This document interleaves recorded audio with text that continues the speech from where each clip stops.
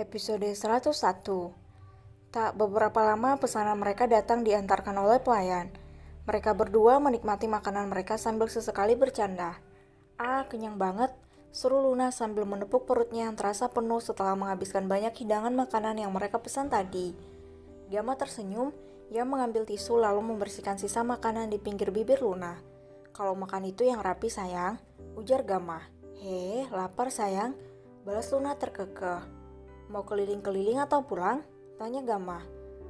Kita pulang aja tapi cari martabak dulu ya buat orang di rumah. Tadi mereka minta martabak," ujar Luna yang dianggukkan oleh Gamma. Gamma pun membayar pesanan mereka. Luna yang berdiri di dekatnya menatap ke sembarang arah melihat-lihat suasana di daerah itu. Matanya tertuju pada sosok pria mencurigakan yang mengawasi mereka dari kejauhan. Namun saat mata Luna dan pria itu bersitatap, dia langsung berpaling dan melarikan diri. Siapa sebenarnya itu? Batin Luna. "Sayang, ada apa? Kenapa kamu bengong seperti tadi?" tanya Gamma. Bengong? Enggak tuh," balas Luna sambil menggandang lengan suaminya dengan erat. Gamma tersenyum, mereka berdua berjalan keluar dari tempat makan itu. Kembali menyusuri lokasi area jajan bagi anak muda itu. "Sayang, kita beli martabak yang itu deh, kayaknya enak," ujar Luna. Gamma pun mengangguk dan merangkul Luna menuju tempat penjual martabak itu. Mereka membeli beberapa porsi dan sengaja dilebihkan, siapa tahu kakak-kakaknya mau, dan juga para pelayan di rumah itu pasti kebagian. "Banyak banget sayang," ucap Gamma. "Kenapa, apa kamu gak bawa uang?" tanya Luna dengan polos. Gamma tergelak mendengar ucapan istrinya. "Bawa kok, tapi ini kebanyakan deh, buat siapa sih?" tanya Gamma. "Buat dibagiin sama semuanya, pelayan, penjaga, dan pengawal, kamu yang ikutin kita dari tadi," ujar Luna. Gamma tersenyum, ternyata istrinya ini benar-benar perhatian pada semua orang. Gamma pun membayar martabak mereka lalu memanggil anak buahnya untuk membawa martabak itu untuk dinikmati di rumah besar Park nanti. "Udah pulang yuk, kakiku sedikit sakit nih, padahal kita jalannya pelan-pelan," ucap Luna. "Ayo kita pulang, kamu bisa nggak jalannya atau aku gendong saja?" tanya Gamma. "Bisa kok," jawab Luna. Namun Gamma tampak tidak yakin, pria itu langsung berdiri di depan Luna dan berjongkok meminta Luna naik ke punggungnya. "Naik sini biar ku gendong. Kalau nolak nanti aku gendong di depan loh," ancam Gamma. "Cak, iya deh iya, padahal aku nggak apa-apa loh," ketus Luna sambil mendekati punggung Gamma dan naik ke atas punggung pria itu. Hap, Gamma menggendong Luna dengan sangat mudah sebab bobot tubuh gadis itu sangat ringan. "Aku berat nggak?" tanya Luna. "Enggak, kamu ringan banget malah," balas Gamma. "Masa sih?" tanya Luna. "Iya loh," balas Gamma. Mereka berjalan menuju mobil Gamma. Pria itu menurunkan Luna di dekat mobil dan membuka pintu untuknya. "Terima kasih sayang," ucap Luna yang dibalas dengan anggukan dan senyuman oleh Gamma. Mereka pun melaju menuju rumah besar Park. Jalanan sedikit macet karena hiruk pikuk jalanan yang pada khususnya di jam-jam seperti saat ini. 1 jam kemudian mereka sampai di rumah. Tampak Luna ketiduran di dalam mobil. Gamma tersenyum. Ia keluar dari mobil dan membuka pintu di sebelah istrinya.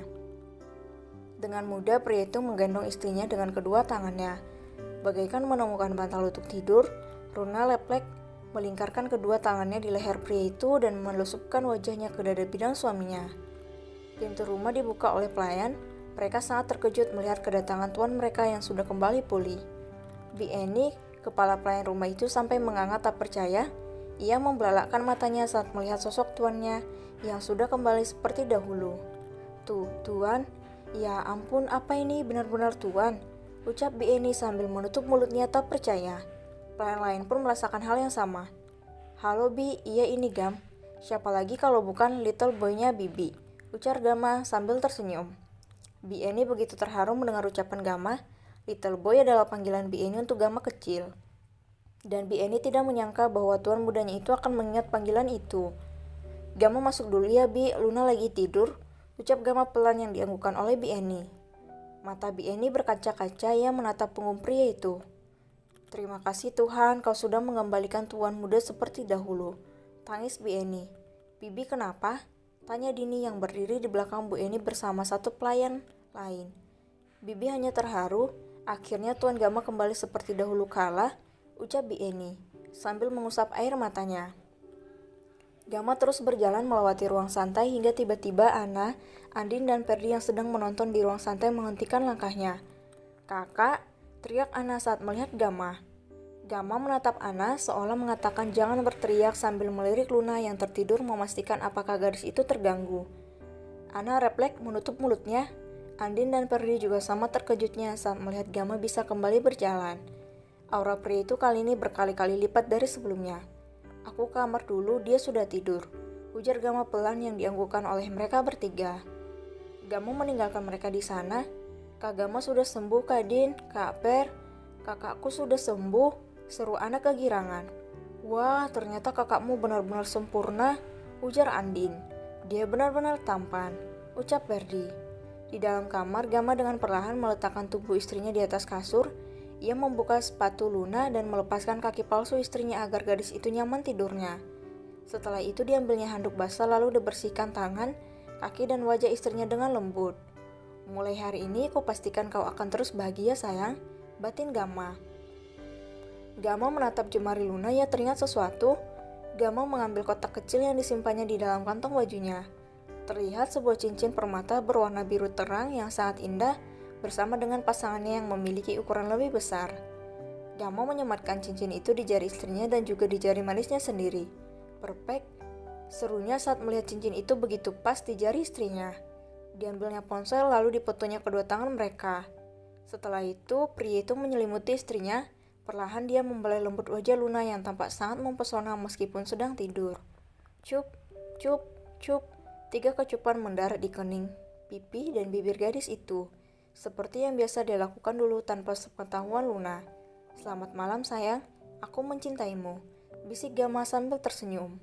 Luna tidur dengan sangat nyenyak, mungkin karena kelelahan terlebih luka dan rasa perih di kakinya masih terasa. Gama membersihkan diri setelah mengganti pakaiannya. Ia keluar dari kamar dan bergabung bersama Ana dan yang lainnya. Ana melihat kakaknya keluar dari kamar. Para pria yang tampan dan karismatik itu membuat siapa saja terpesona. "Kakak," seru Ana yang langsung berdiri dan menghamburkan pelukannya pada Gama. Gama membalas pelukan Ana, adik kesayangannya. "Kakak kapan sembuh? Kapan kakak pulang? Kenapa nggak bilang-bilang? Kakak tahu nggak Kak Luna sering nangis diam-diam di kamar. Kenapa kakak lama banget sih?" omel Ana. Gama sedikit terkejut mendengar ucapan Ana. Ia tak menyangka kepergiannya benar-benar membuat Luna kesepian. "Kamu kok makin cerewet sih, persis seperti kakak iparmu," ucap Gama sambil menyentil kening adiknya. Iyalah, anak kan tinggal sama Kak Luna selama setahun, pasti ketularan." "Hah?" kekeh Ana.